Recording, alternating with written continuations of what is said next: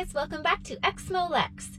Okay, so first of all, there is a lot of noise happening in my neighborhood today. I don't know why, but like many a neighbor have chosen to mow their lawn right now. And there are lots of airplanes. Today is apparently a great day for flying and mowing, and there's car doors slamming and there's many a things. I'm sorry if you're hearing like background noises throughout the video. I can't control the neighbors, unfortunately. So that's where we're at. Is it July? Yes. Am I wearing a sweater anyway? Yes. I am cold. All the time. Today's video is different than the one I had initially planned because my computer is obnoxious and old and it wouldn't work and I couldn't access my stuff. But I did have this email on my phone and I had previously asked permission to use this story, and I've definitely been wanting to do so now is the time. This is a story about a friend of mine who came home early from her mission. Trigger warning because we will be talking about mental health and suicide. I'll be stopping and adding thoughts as we go. This video reminded me of when I chose to come home early from my mission after about 4 months of serving due to severe depression.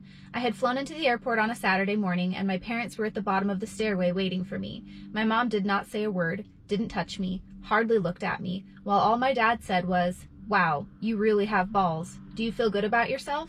Then proceeded to hug me. Okay, so I'm going to stop here first. I want to add that I knew these people personally. I knew them for years. And reading this shocked me. I never would have imagined them reacting so negatively. I guess when you're in a ward with somebody and that's how you know them, you mostly just see them at church activities. You don't see as much of their family dynamic, of their negative side, the way they handle things. I always felt like the mother in this story was strict, but not cruel. Reading this made me wonder how common it is for Mormon families to have reactions like this in a situation like this. The car ride home was completely silent.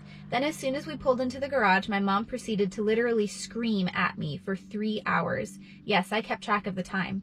Sat in the back seat, being shamed and damned for my decision to do what I felt was right for my mental health. During this time, my dad simply sat there, said nothing, did nothing. Again, the reason she came home was because of severe depression.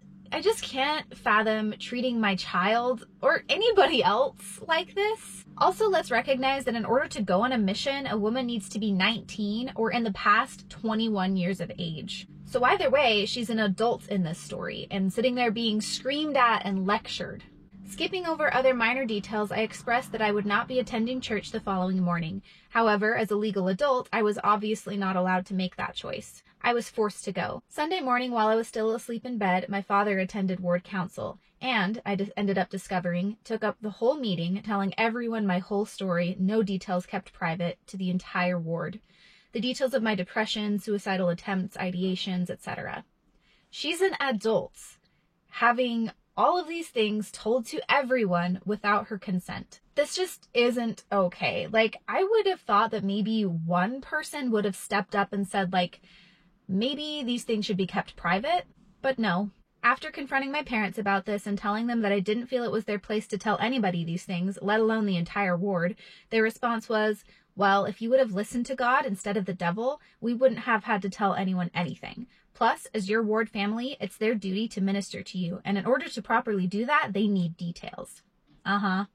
Ward family or not, they don't need the details unless the person it's about chooses to give those details. It could be as easy as saying, my child came home from a mission because they were struggling with mental health. They could use some love and support. Boom, done, easy. Going into every little detail honestly just sounds like gossiping. Ended up being forced into a meeting with the bishop where he tried to get me to basically retell everything to him in even greater detail. I told him he obviously already knew and we didn't need to hash it again and again. He then proceeded to address rumors that had been spread about my early return. After not even 24 hours, there's already rumors. These rumors included, but were not limited to, I had sex with a man on the mission, had gotten pregnant, was on drugs, etc.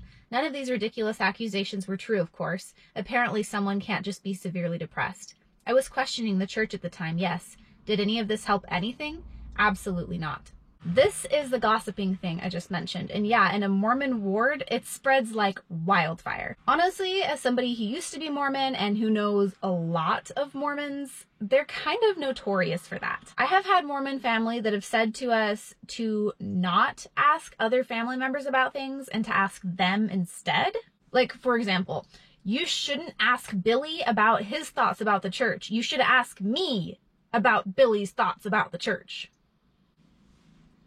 Also, the amount of phone calls, messaging, emailing, gossiping, rumor spreading about my husband and I leaving the church was ridiculous. It still is, and it's been almost 2 years. Almost no one in our family will approach us about it, but instead they'll reach out like to other family members and ask them what they know about us. It's like, I'm right here. You could just ask me.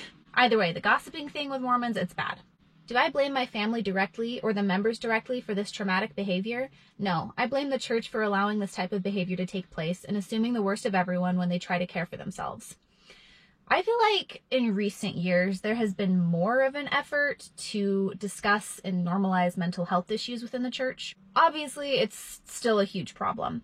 The church has high standards and high expectations, especially on a mission. If you look at different models for cults, the LDS church will always fall onto that cult category, but especially if you take that same model and you model like how the mission is, the cult's aspect of it is like way higher. Like if you were to look at the BITE model, if you were to look at the church on the BITE model, yes, it's a cult. But if you look at the mission, it's so much worse. Everything is highly controlled. It's an environment that can easily make people feel depressed and anxious. I asked this question on Twitter. For anybody who served an LDS mission, if you had come home early for any reason, how would your LDS family have reacted? So right as of now, reacted positive and understanding, 27%, negative and angry, 28%, neutral, 10%, and negative but understanding, 35%.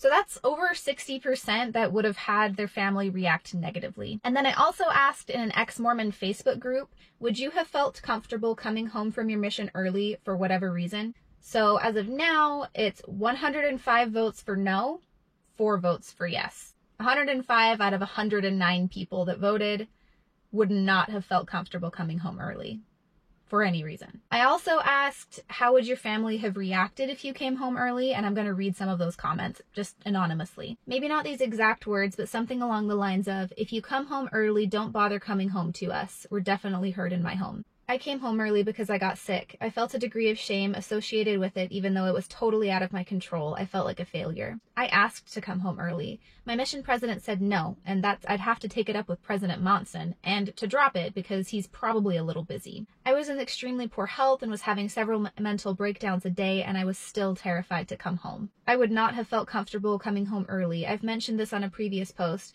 but I injured my knee and had to have surgery and opted to go home to have that done. Long story short, I had lots of family pressure and pressure from people in my ward to get back out there even before I was healed. I came home early. I can tell you exactly how it was. It was horrible and my family wanted nothing to do with me. The only person I know who came home from his mission early killed himself not long after. My Mormon mom told me it would be better if I returned home in a casket than returning home early from my mission, so there's that.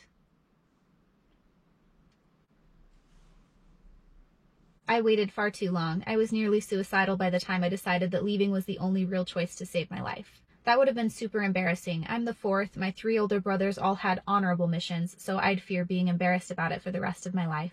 So obviously, LDS families generally are unsupportive and negative about missionaries choosing to come home early. And LDS missionaries are generally not comfortable coming home, even if their physical or mental health is suffering. That's not okay. It's time for the church to stop pressuring young people so much. It's time for the church and the members to stop teaching that young women should only marry returned missionaries. I once was in a relationship with a really nice guy, and he told me that he didn't think he wanted to go on a mission, and I told him that I wouldn't be with him anymore if he didn't go.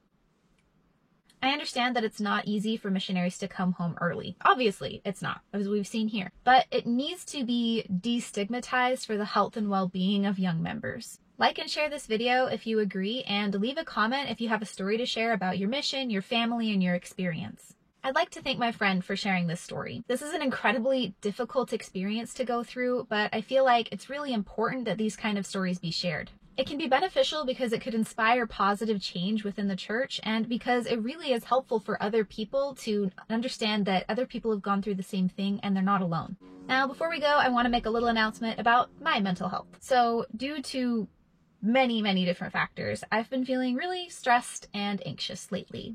Tired, a little in over my head, and it's my birthday next month. And I think that week of my birthday, I'm going to take a break from all of it.